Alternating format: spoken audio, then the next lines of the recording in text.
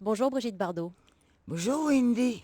Quand vous entendez parler de vous, comment préférez-vous qu'on vous appelle? Brigitte? Bah Brigitte bon, Bardot? Bébé? non, non, Brigitte. Brigitte. Bébé, c'est trop mythique. Bébé, à mon âge, je trouve que ça fait... c'est pas terrible. Et en plus, oui, c'est un peu mythique. En tout cas, c'est avec générosité et beaucoup de délicatesse que vous avez accepté cet entretien. Je sais que vous croulez sous les sollicitations, donc je vous remercie infiniment de répondre à cette demande. J'ai l'impression que le silence que vous cultivez, la rareté de vos interventions, font naître encore plus d'appétit de vous. Comment vous expliquez ça? Chez mes parents, il y avait un cendrier dans lequel il y avait marqué «Faites-vous rare, on vous aimera». C'est drôle parce que j'étais toute petite quand j'ai vu ce cendrier. Hmm. Et cette phrase m'a frappée. Et je pense que je l'ai mise en application maintenant. Mais pas pour que on m'aime, je l'avais mise en application parce que je voulais avoir un peu la paix, m'éloigner de tout ça. Et en fin de compte, ça a fait l'effet inverse. Ça a rapproché plus encore les gens de moi, par curiosité ou par pourquoi, qu'est-ce qu'elle a, pourquoi est-ce qu'elle veut plus paraître, pourquoi, et voilà. La curiosité, l'amour peut-être aussi. Je vais vous donner un chiffre. C'était mardi soir sur France 2. 5 millions de téléspectateurs. Est-ce que vous vous rendez compte que vous êtes encore si admiré? Je suis bouleversée de savoir tout ça. Je suis émue aux larmes par les lettres que je reçois de gens qui m'aiment, mais vraiment. Hein. Et cet amour que je sens vraiment, qui m'entoure, qui m'étonne, mais qui me donne des ailes en fin de compte, qui me donne du courage, qui me donne un but encore plus fort pour continuer mon combat parce que c'est un amour qui passe à travers l'amour des animaux. Ça, je suis infiniment reconnaissante aux gens de me le dire, de me le faire savoir, de me le prouver, de me garder près d'eux avec tant de fidélité. On parlait de la rareté tout à l'heure, Brigitte Bardot. Qu'est-ce que ça vous a fait de vous revoir à la télévision? Ça n'était pas arrivé depuis longtemps pour vous. Vous aviez ce souci, on vous a vu un peu de profil de face, vous êtes magnifique. Qu'est-ce que ça vous a fait à vous? Écoutez, j'avais un trac, j'avais pas vu l'émission Hmm. avant, j'avais rien vu du tout. Et quand ils sont venus, moi je voulais pas qu'on me montre trop près, tout ça. Je redoutais les réflexions des gens en disant oh là là, elle est plus comme avant, elle a changé, elle a vieilli, oh c'est plus notre Brigitte, oh là là. Donc pour ça, j'étais affreusement terrorisée. Je voulais pas donner le flanc à toutes ces Je critiques. comprends. Hmm. Je voulais être de profil en me disant, bon ben le profil, je risque pas grand-chose. Et ce qui m'a aidé à faire l'émission, parce que si j'avais été de face, j'aurais été un peu plus figé, un peu Hmm. moins spontané peut-être. J'ai tellement peur de décevoir et de donner une image qui n'est plus celle que les gens attendent de moi, que ça me paralyse quelquefois. C'est très émouvant ce que vous dites là, parce que finalement, vous n'avez rien demandé. Vous avez joué le jeu et puis on vous a dépossédé de cette image. Depuis que vous avez arrêté le cinéma, a priori, vous devriez être distancé par tout ça, ne plus avoir ce souci de l'image justement. Et finalement, ça vous rattrape, Mais non, toujours. mais j'ai pas le souci de l'image puisque je donne pas Mm. d'image. Non, mais le souci du reflet que vous pouvez donner, forcément, parce Non, mais que... c'est vis-à-vis de moi-même. Oui. C'est vis-à-vis de moi-même. Parce que moi, je me vois pas vieillir. Mm.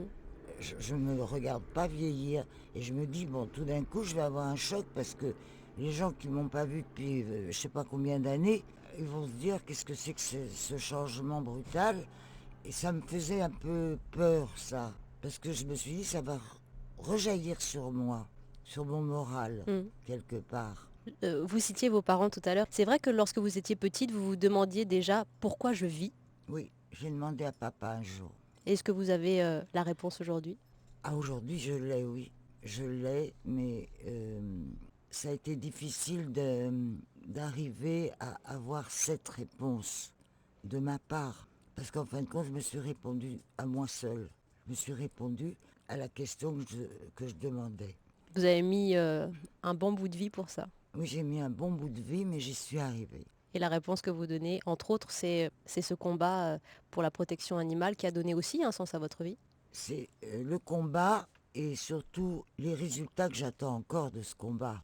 Et les résultats urgents que j'attends de la part du gouvernement. Parce que l'épilogue de mon combat, ou peut-être pas l'épilogue, mais bien une bonne grande partie de tout ce que j'ai fait dans ma vie, se résume à ce que j'ai demandé au gouvernement dernièrement.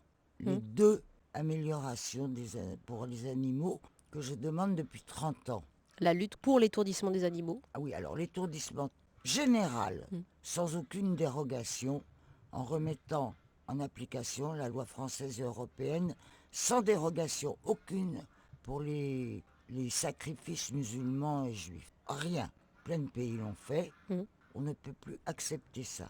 Et ensuite, le changement de statut du cheval, le faisant passer d'animal de rente à animal de compagnie, afin qu'on ne mange plus de cheval. Fini l'hypophagie.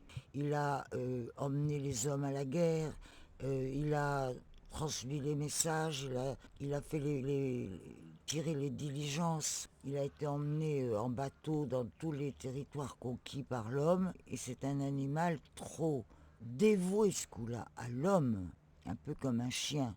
On n'a pas le droit de les manger. En plus, en se parlant à la garrigue, on les voit tourner autour de nous. Ces 2 chevaux blancs, ils sont magnifiques. Ils aiment vraiment. Alors là, pour le coup, on a l'impression qu'ils n'aiment que le contact de l'homme, hein. Bah, écoutez, moi, les miens, bon, évidemment, ils sont habitués à ce que je les coucougne et je les poupoune, bien sûr. Mais il y en a tant qui souffrent le martyre.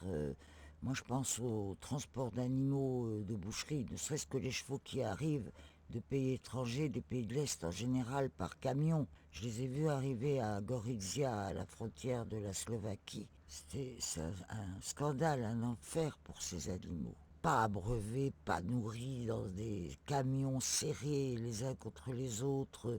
Et je les ai vus sortir du camion, comme s'ils sortaient de l'enfer pour aller vers une liberté qui était juste un espèce de bâtiment de dernière minute dans laquelle j'avais demandé qu'on mette de l'eau et du foin. Ils se précipitaient là-dedans comme si c'était le paradis. Et je les voyais arriver, il y en avait des yeux crevés, des pattes cassées, puisqu'il y en avait qui marchaient que sur 3 pattes. Alors voilà, on les transporte comme ça, après on les envoie à l'abattoir. Ils sont des animaux extrêmement sensibles, les chevaux. J'imagine que vous ressentez au quotidien toute la souffrance finalement de ces animaux, tous ces témoignages, ces courriers, ces images brutales qu'on vous envoie, comme si vous ressentiez tout ça pour eux. Vous avez appris à comprendre leur souffrance ou c'était en vous? Ah non, je la comprends en moi, je souffre. Mm. Je vous jure, hein, je souffre en moi la douleur des animaux, mais de tous. On dirait qu'il y a un transfert. Comment vous expliquez ça? Vous avez été toujours une petite fille sensible, à fleur de peau? J'ai toujours été très sensible à fleur de peau, ressentant les choses très puissamment, mais cet échange avec les animaux, il est très inouï, il est très spécial. Je suis, en fin de compte, un animal. J'ai lu votre livre Mes As de cœur, Brigitte Bardot, aux éditions Artaud, et vous avez beaucoup de modèles, vous avez beaucoup de personnes que vous admirez aussi. Mais parmi ces modèles, vous citez Saint François d'Assise. Lui qui s'est dépouillé pour se mettre à la disposition des plus pauvres, c'est ce que vous avez fait. Finalement, vous vous êtes dépouillé, vous avez vendu tout ce qui vous appartenait pour créer votre fondation. Oui, sûrement, mais bon, je ne veux pas me comparer à Saint François Bien sûr. d'Assise, vous pensez bien. Mais bon, par contre, j'ai écrit 2 fois au pape François. Parce que quand il a pris ce nom de François, j'étais folle de bonheur en me disant voilà un pape qui va s'occuper des animaux. Or, depuis qu'il est au pouvoir, ce pape, pas une fois on l'a entendu parler des animaux, même le jour de la Saint-François d'Assise. Alors, je lui ai écrit une fois pour lui en parler délicatement. Et j'ai reçu une lettre bateau d'un sbire sous-fifre qui doit envoyer la même lettre à tout le monde en me disant qu'il avait bien pris connaissance de ma lettre, qu'il m'en remerciait et qu'il ferait prier pour moi. Moi, ça m'a pas plu du tout cette affaire-là. Donc j'ai réécrit au pape. Donc il a eu ma seconde lettre. Et dans ma seconde lettre, je lui disais qu'il avait du mal comprendre ce que j'avais dit dans la première et que je réitérais ma demande que au moins le jour de la Saint-François d'Assise, il parle un peu de la détresse animale et de la souffrance animale dans le monde. Et ben j'ai jamais eu de réponse. Ça veut dire que c'est encore un homme, une personnalité qui vous déçoit? Oui, Hmm. alors que vraiment, j'attendais beaucoup de ce pape. Voilà. Ce n'est pas fini et vous êtes tenace. Ça, c'est l'un Enfin, je de ne vais pas passer ma vie à à vous écrire au écrire. pape. C'est vrai. Je voudrais qu'on parle juste un instant du cinéma parce qu'il y a beaucoup de vie, mais votre combat animalier me touche beaucoup. Est-ce que vous saurez simplement nous dire pourquoi à 39 ans, d'un seul coup et pour toujours, vous décidez d'arrêter le cinéma? Est-ce que vous avez la vraie réponse aujourd'hui, la vraie raison? La vraie raison, c'est que ça me taraudait depuis déjà un moment, puisque plusieurs fois j'ai dit je ne veux plus faire de films, j'en ai assez, patati, patala. Mais je continuais quand même parce que la décision, ça a l'air facile comme ça. Mais décider tout d'un coup de tout abandonner en pleine gloire et jeune, comme ça, pour s'occuper de quelque chose de plus important à mes yeux, de plus profond et de plus indispensable, parce que je savais déjà que ça serait pour les animaux. Ça a été une décision que j'ai bien mûrie avant et que j'ai prise sans jamais revenir dessus, Hmm. malgré les obstacles que j'ai eus au moment de la transition. C'est extrêmement dur, parce qu'il a fallu que j'apprenne tout ce qu'est la protection animale, ses lois, ses obligations, le fonctionnement d'une fondation par exemple, des tas de trucs qu'on ne peut pas imaginer quand on a son cœur et qu'on est dicté par un désir de faire une chose par le cœur. Hmm. Est-ce que vous vous sentez actrice encore parfois? Non, pas du tout. Vous vous êtes déjà sentie actrice? Ah non, non, Vous avez fait ce métier pendant 20 ans je sais sans vous plus. sentir actrice? Non, j'étais moi euh, qu'on lâchait sur un plateau de cinéma, mais c'était moi. De quoi êtes-vous fière alors finalement d'avoir apporté au cinéma? Je suis arrivée au bon moment. Un moment peut-être qui était un moment charnière et qui n'était pas, que je ne savais pas du tout être, qui ne devait pas reposer sur moi forcément. Je ne savais rien du tout. Moi, quand j'ai commencé à faire du cinéma, je pensais que ça serait extrêmement rapide, court, Mhm. que j'allais vraiment être nulle C'était et juste alimentaire finalement?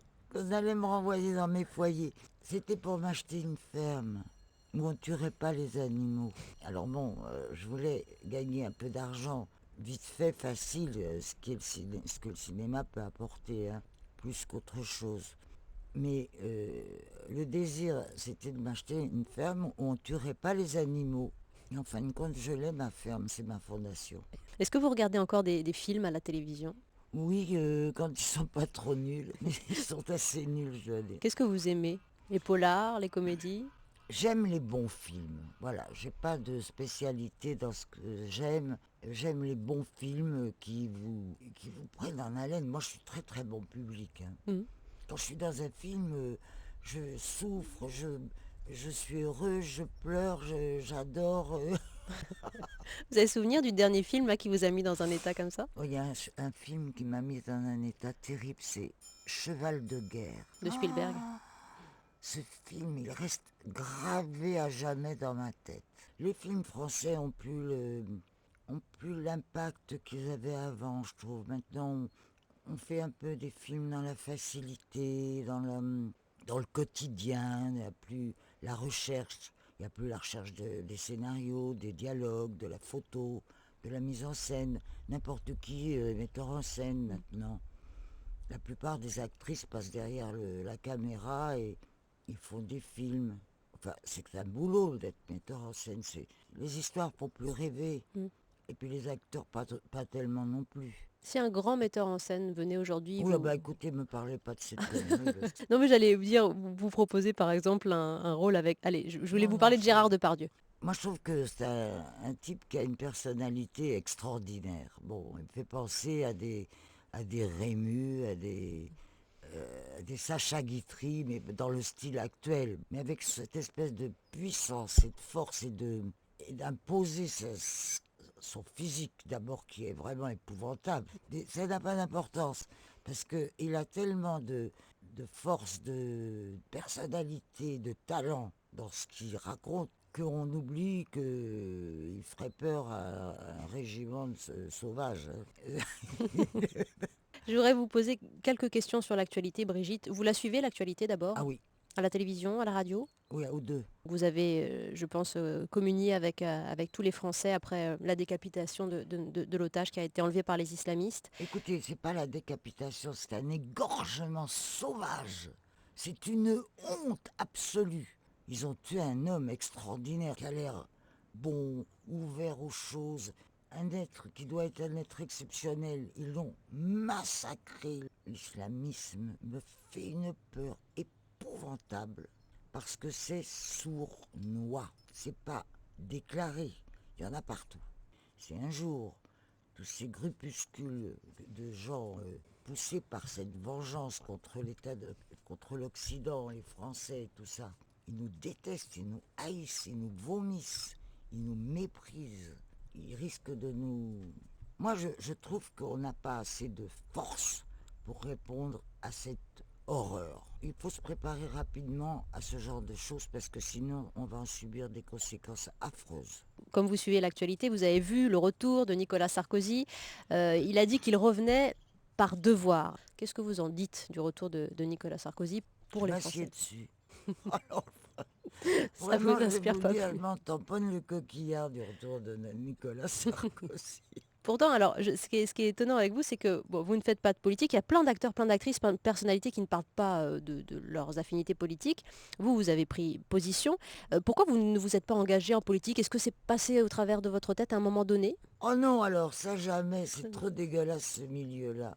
Non, non, non, non, plein de magouilles, de trucs. Et puis en plus, moi je veux durer. Hein, les politiciens, c'est vraiment des feux de paille. Et moi je sais ce que je dis et je vais jusqu'au bout de mes opinions. J'ai rien à voir avec les politiques. Les hommes, la société, vous les regardez évoluer, Brigitte Bardot. Que dites-vous de la jeunesse aujourd'hui? Si vous aviez 20 ans, si vous aviez 30 ans aujourd'hui, qu'est-ce que vous inspirerait ce monde? Tout ce que je sais, c'est que je les plains, les jeunes, parce que ils vivent à une époque privée de toute liberté, une époque difficile. On n'a plus le droit de rien. On n'a même plus le droit d'être heureux, je crois. Pourquoi on les empêche de fumer? Pourquoi on les empêche de s'amuser? Pourquoi on les empêche d'aller en voiture un peu à l'allure qu'ils veulent sans regarder à 1 kilomètre près s'ils ont dépassé ou pas? Et je t'enlève les points, je t'enlève le permis. Et voilà, et ils n'ont plus le droit de boire dans les boîtes de nuit, ils n'ont plus le droit de fumer non plus. Alors, pour ce qui est du reste, maintenant, c'est vive la capote, sinon tu peux plus rien faire. Ce qui est d'un romantisme à couper le souffle, je trouve ça, tout ça, infiniment triste. Tout Voilà. ce que vous nous dites là, finalement, c'était l'opposé dans votre jeunesse. Vous aviez ce sentiment d'hyper liberté, Ah vraiment. oui, moi j'ai vécu une époque extraordinaire. Une époque de liberté, où on faisait ce qu'on voulait, où il n'y avait pas toutes ces contraintes et toutes ces choses qui gâchent la vie en plus. Déjà qu'on ne trouve pas de boulot, mais en plus si on peut même pas profiter un peu de sa jeunesse, je trouve que c'est une époque épouvantable. Alors, on a parlé de la jeunesse, Brigitte Bardot. Je pense aux enfants. Comment vous aimeriez qu'on vous définisse? Voilà, un enfant de 5 ans qui demande à sa maman, c'est qui Brigitte Bardot? Moi, je vais vous dire, moi j'ai vu déjà des enfants de 5 ans qui expliquaient à leur mère qui était Brigitte Bardot. Je vous jure que c'est Toi, c'est vrai. magnifique alors. Ah oui, j'ai beaucoup d'enfants, mais petits, qui m'écrivent des lettres à mourir de rire parce que c'est trop mignon leur écriture de travers et tout. J'ai 5 ans, j'ai 6 ans, j'ai 7 ans, je m'appelle comme ci, comme ça. J'aimerais faire comme vous quand je serai plus grande ou je voudrais m'occuper d'animaux. Qu'est-ce que je dois faire? Maman veut pas que j'ai d'animal. Des petits trucs mignons. Ah non, beaucoup d'enfants, je dis pas tous, mais beaucoup ils savent qui je suis par rapport aux animaux. Hmm. Hein. L'image que vous voudriez que les enfants qui ne vous connaissent pas retiennent de vous. L'image la plus symbolique de moi, c'est celle avec le bébé phoque. Hmm. Il n'y en a pas d'autre. C'est l'unique et celle qui, à mon avis, restera de moi. Voilà. Si les enfants disent à leur maman, oui, Brigitte Bardot, elle fait tout ça. Puis aussi, elle dit ce qu'elle pense. Elle dit des gros mots parfois. Ça, vous dites, oui, t'as Bah, raison. bien sûr, faut dire des gros mots. Faut pas se gêner.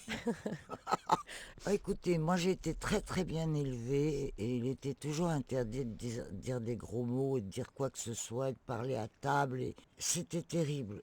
Donc, par réaction, bah, je prends ma revanche. Voilà. J'ai retrouvé dans les archives d'Europe 1 un petit mot que vous nous donniez pour vos 50 ans. Et à ce moment-là, vous disiez, bah, avec la SPA, on va ouvrir tous les refuges de France et je veux qu'il y ait le plus d'adoptions possible. C'est la plus belle chose que vous feriez pour mon anniversaire. Alors j'ai bien entendu qu'il y a deux causes que vous soutenez pour vos 80 ans. C'est vraiment ça, le plus beau des cadeaux, le plus beau des souhaits que vous demandez à François Hollande Le, aux Français? le plus important, le plus profond, le plus indispensable, ça c'est celui-là. Maintenant, je demande aux gens de ne pas m'envoyer de cadeaux, mais d'aller dans le refuge le plus proche, adopter ou un petit chat ou un petit chien, ou le parrainer, ou s'en occuper de loin s'ils ne peuvent pas l'adopter chez eux. Et je leur demande une deuxième chose, c'est de manger moins de viande, afin peut-être de réduire un peu le commerce de la viande et de faire tuer dans les abattoirs moins d'animaux qui sont traînés là-bas d'une façon tellement épouvantable. Et pourquoi la viande? Parce que la viande aussi est vectrice de cancer, la viande rouge. Donc je leur demande pas de devenir végétarien, mais je leur demande de manger un petit peu moins de viande. Quelques années avant d'arrêter le cinéma, vous disiez ma vie ressemble à une grande prison, agréable, mais à une grande prison. Aujourd'hui, vous vous sentez libre, ou en tout cas libéré? Ma vie, c'est toujours une grande prison parce que je suis prisonnière de mon image. Si je vais à Saint-Tropez, là, bon, même si je vais voir un toubib ou... Je peux pas. Les gens s'arrêtent dans la rue avec leur portable et ils me photographient. J'ai horreur de ça. Je veux pas. Je veux avoir la paix. Je veux qu'on me fiche la paix. Donc je sors pas. Donc je suis prisonnière. Mhm. Voilà. Et pourtant, vous êtes tellement, tellement ouverte sur le monde et vous nous avez dit combien vous suivez aussi l'actualité. Je sais que vous êtes aussi une femme très drôle, Brigitte. Qu'est-ce qui vous fait rire aujourd'hui? Ben, je vais vous dire quelque chose qui me fait rire. L'avantage de vieillir, c'est de ne pas mourir jeune. Et ce sera la conclusion. Eh bien, merci beaucoup, Brigitte Bardot, pour cet échange généreux. On est à la Garrigue. Nous aussi, on adore entonner vos chansons. Vous les fredonnez encore un petit peu, vos chansons? Non, jamais. Non. Non, jamais. Bon, alors on les fredonnera pour vous. Bon anniversaire, Brigitte. Et merci. Bisous à Merci tous pour tout. et merci.